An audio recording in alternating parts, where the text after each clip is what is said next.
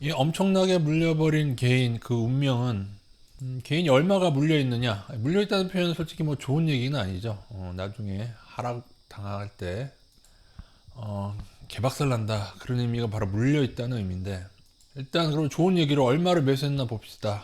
작년 11월부터 이제 개인들의 입질이 들어왔죠. 그래서 코스피 같은 경우에는 작년 11월부터 설정을 했을 때 무려 36조 원을 매수했습니다. 36조 원. 돈이 다 어디서 나는지 모르겠어요. 외국인은 작년 11월부터 지금까지 29조 원 매도했습니다. 그렇죠? 기관은 11조 원 매도했고요. 그러니까는 지난번 폭락 때 매도했던 외국인과 기관의 매수는 들어오지 않고 개인들만 매수하고 있다. 코스닥 한번 보실까요? 코스닥 같은 경우에는 역시 많죠. 이거 규모에 비해 엄청난 겁니다. 11조 원. 이거는 거의 기관 6조 원 매도, 외국 1조 5천억 매도. 근데 뭐 늘상 코스닥은 개인 우위긴 했었으니까요. 그래서 그동안 힘을 많이 못 썼던 거기도 하고요. 그래서 작년부터 물린 액수가 둘이 합쳐서 한 48조 원 육박을 하죠. 47조 원대 같은데. 제가 예전에 드린 말씀 있죠. 개인은 반드시 패한다. 개인이 한 번도 외국인과 기관을 이겨본 적이 없다. 유효한가라고 저에게 물으시겠죠. 왜냐하면 동학개미가 막 승리하는 걸로 나오니까요. 저희 대답은 당연히 유효합니다. 왜 유효하냐면요. 이번에 올랐을 거나 어떻게 했을 때 이익을 내고 개인들이 나갔으면은 이겼겠죠. 근데 뭐야, 지금 더 매수하고 있잖아요. 요즘 들어서. 무슨 말씀인지 아신가요?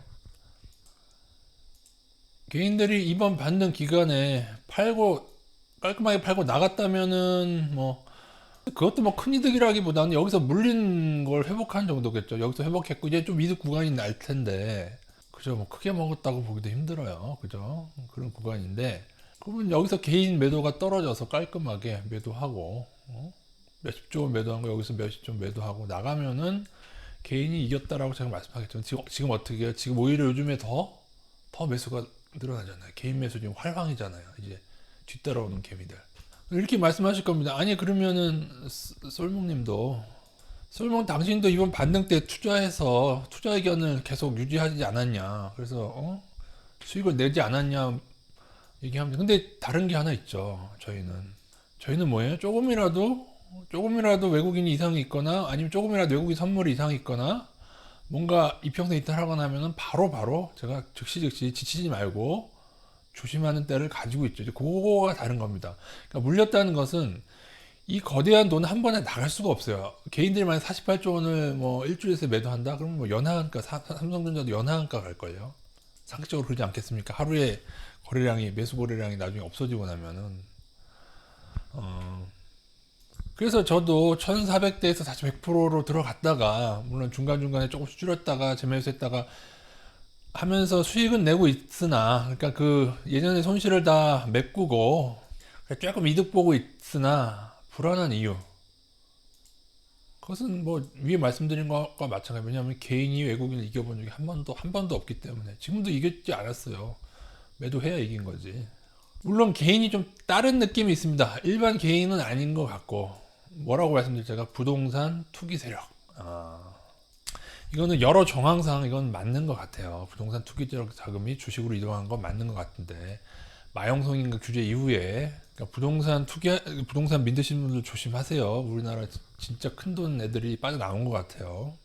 그래서 예전과 개인이 다른 모습 보이죠. 꾸준하게 우량주 위주로 계속 사는 모습 보입니다. 사실 이렇게 오르면요, 개인들 다 팔고 나가요. 보통은 일반 개인들 예전에 그랬는데 다른 모습은 있다. 이런 점도 우리가 고려를 해야죠.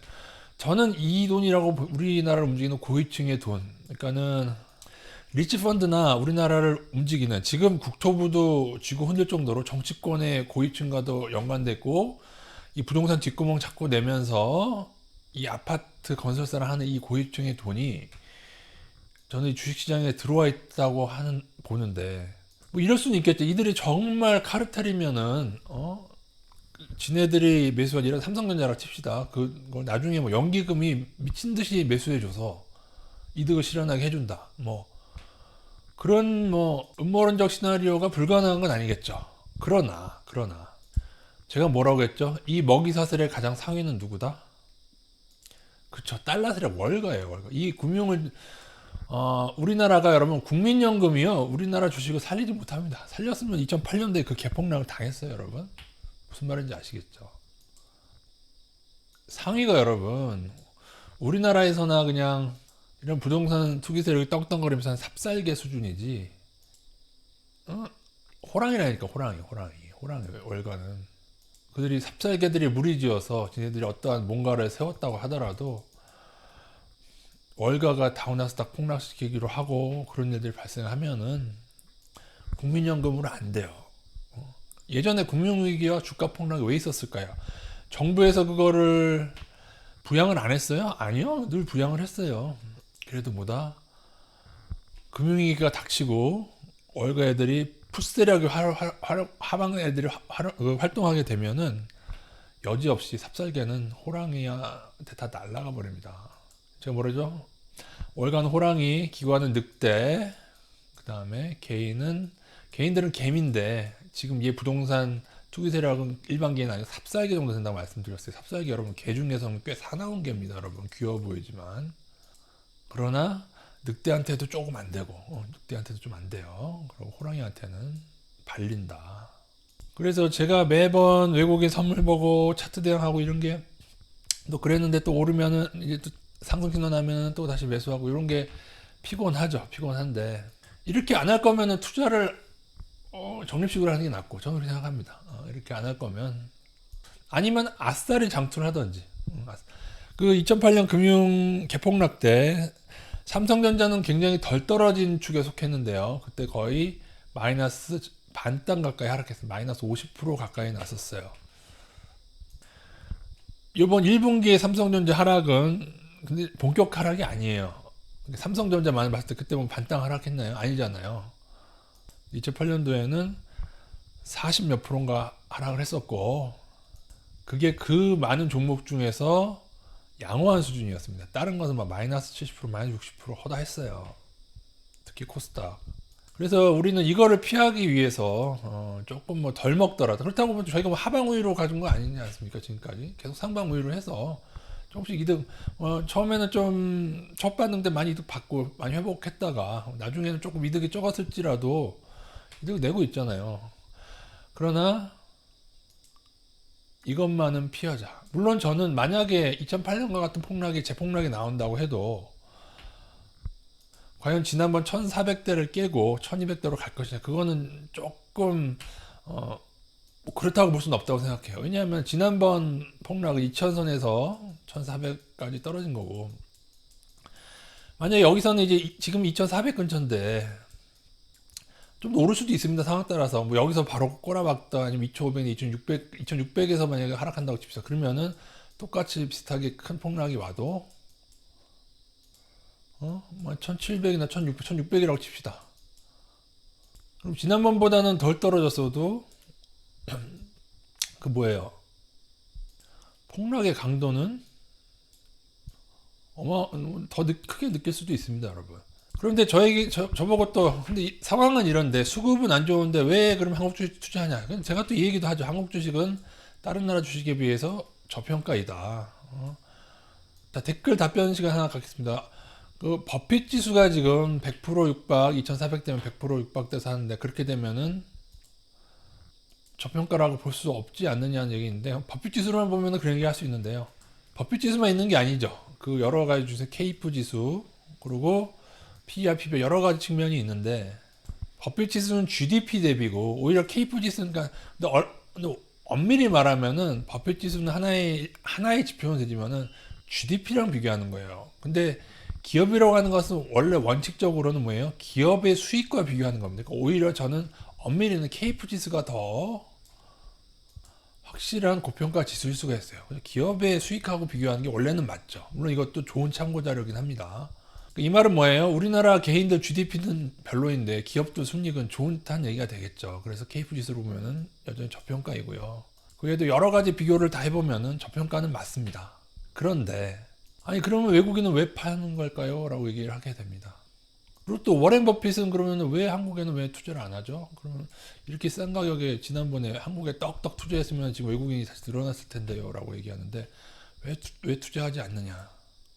그러니까 저평가지만 이 점을 반드시 고려해야 되는 겁니다. 왜? 세계 경제 침체 시에 우리나라는 굉장히 큰 영향을 받는 나라예요. 만약에 세계 경제가 진짜로 침체로 간다면은 우리나라는 뭐예요? 내수보다는 수출로 먹고 사는 나라란 말이에요.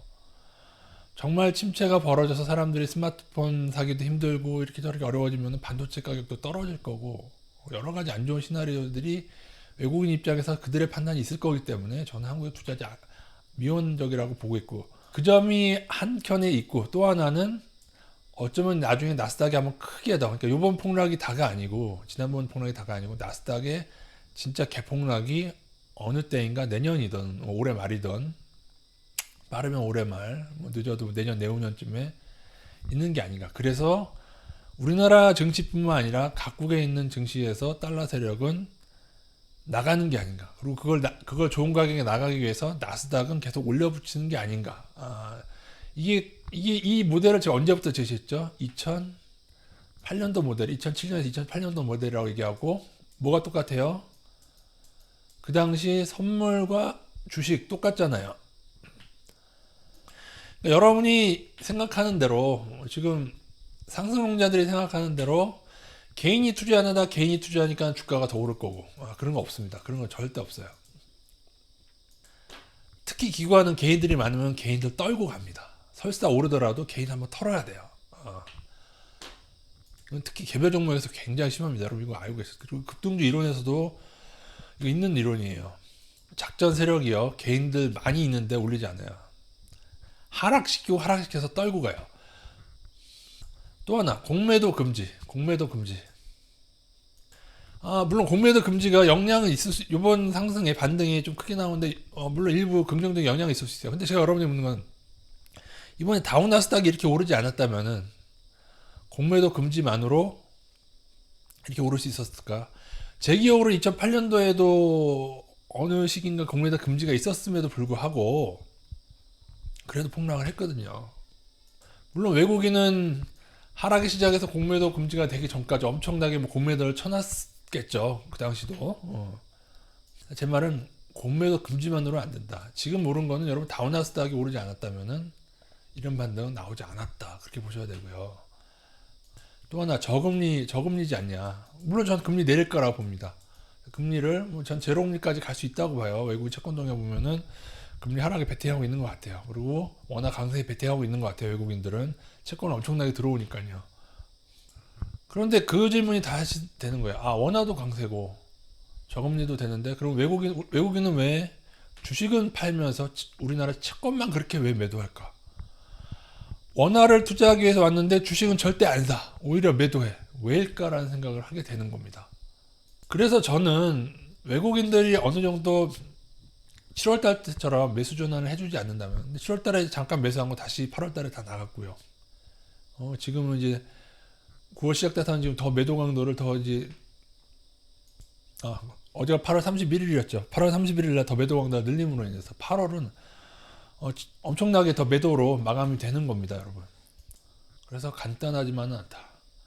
다른 나라에 비해서 저평가이기 때문에 저는 다우 나스닥이 진짜 폭락하게 되면은 당연히 나스닥보다 덜 떨어집니다. 여러분 이거는 여러분이 안 믿으시겠지만 늘 많이 오른 품목이 더 많이 떨어졌어요. 그리고 오히려 그 다음에 오를 때는 나스닥이 많이 올라서 떨어졌다면 그 다음에 오히려 코스피가 더 많이 오르고, 이게 역사예요. 코스피가 다우 나스닥보다 많이 오르던 일정 시기가 있고, 그러니까 10년 단위로 잘라도 그게 역사적으로 증명이 돼 있어요. 지금 여러분이 세뇌당하고 있는 것들은 강남 PB나 어떤 일부 애널리스트들이나 일부 뉴스에서 하는 얘기들은 어떻게 보면 개인들을 계속 물려서 높받고 직진하기 위한, 마치 2007년 때 펀드 열풍에서 3천 간다 5천 간다 그렇게 얘기하면서 사람들을 펀드 열풍으로 이끌어서 폭락이 나왔던 때가 저는 약간은 비슷하다고 봅니다.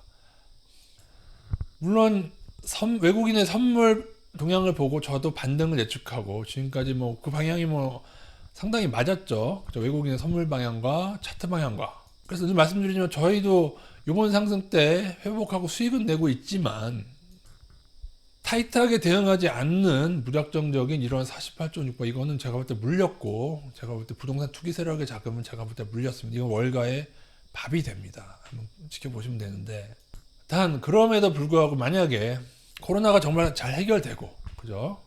그리고 만약에 세계 경기 침체가 오는 게 아니고, 근데 좀 문제는 있어요. 왜냐하면 세계 경기 침체는 코로나가 아니어도 올 수 있는 시기인데, 왜냐하면 자산의 버블이 막 빚이 많기 때문에 어쩌면 경제의 화랑은 빚과 함께, 그죠? 죄송한 얘기지만은 여러분 중에 되게 아이폰 쓰시지만 하루하루 먹고 살기 힘드신 분들 있을 거예요. 그럼 여러분 그 아이폰을 여러분 뭘로 샀습니까? 여러분이 번 돈으로 사신 분도 계시겠지만 대부분 빚으로 사는 사람도 많을 거예요. 아니 빚이 있는데 지금 빚 갚고 어쩌고 하면은 솔직히 남은 것도 없는데 이러한 빚의 팽창 시기에 그 빚으로 집도 사고 차도 사고 아이폰도 사고 그런 거예요.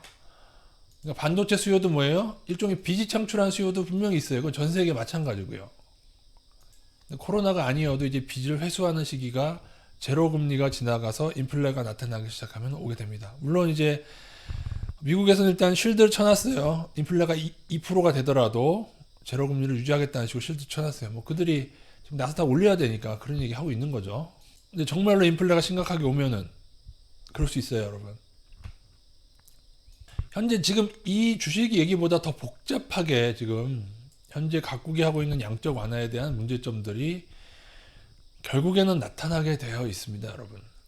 결국 이러한 무분별한 양적 완화는 결국 현금 가치를 하락시키고 나중에 문제가 되게 됩니다. 저희는 한국 주식이 저평가라서 한국 주식이 뭐 나스닥에 비해 엄청 저평가라서 또 다른 나라에 비해서 저평가라서 투자하고 있지만은 코로나로 인해서 점점 세계 경기 침체가 본격화되고 또 반도체 가격이 하락해서 삼성전자 수익이 떨어지면 어떻게 돼요? 우리나라 KF 지수도 이게 버블 지수 아니까 그러면 이게 올라가게 됩니다. 지금은 저평가지만 한국 기업의 수익이 줄어들면 이게 올라가는. 그러면 그때는 저평가가 아니라 뭐 적정평가 내지는 조금 고평가로 갈 수도 있겠죠. 저평가가 아닌 적정평가에서는 향후에 만약에 다우나스닥 폭락하게 되면은 이 걱정을 하지 않을 수 없기 때문에 저희들은 상승은 즐기고 있지만은 아주 타이트하게 대응하고 있는 겁니다. 그런 분들 있으시겠죠. 아이고 주식을 왜 그렇게 존리처럼 해야지. 10년, 20년 보고 존리처럼. 정말 그러신 분 있다면 저는 그건 좋은 투자 방법 중에 하나라고 생각합니다. 그러나 지난 진짜 오랜 기간 역사를 봤을 때 개인들이 매수한 종목은 거의 장기적으로 오른 게 없어요. 그리고 존리는 그 중에서 개인들이 투자한 종목에 속하지 않고 그나마 해안이 있어서 외국인들이 투자하는 종목에 투자한 그 개인 중에 하나일 뿐입니다, 여러분.